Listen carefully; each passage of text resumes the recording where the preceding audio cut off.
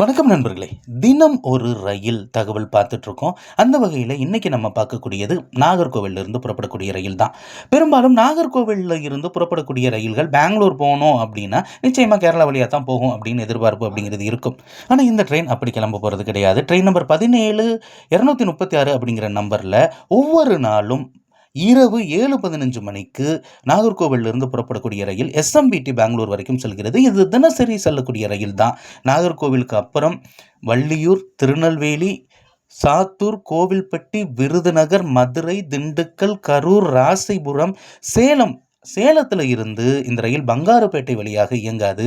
அதற்கு பதிலாக தருமபுரி வழியாக இயங்கும். தருமபுரி ஒசூர் போய் தான் இந்த ட்ரெயின் மறுநாள் காலையில் 9:30 மணிக்கு எஸ்எம்பிடி பெங்களூரை சென்றடைகிறது. ஆக தென்பகுதி மக்கள் தினமுமே பெங்களூர் செல்வதற்கு பயன்படுத்தக்கூடிய ரயில் இந்த ரயில் தான். காலையில் 9:30க்கெல்லாம் போயிடுது.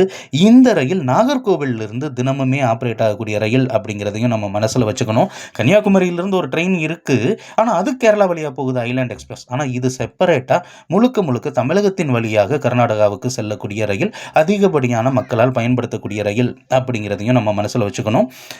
ஒவ்வொரு நாளைக்கும் ஒவ்வொரு ரயிலை பற்றி நம்ம தெரிஞ்சுட்டு வரோம். அடுத்த வீடியோவில் வேறொரு ரயில். நன்றி.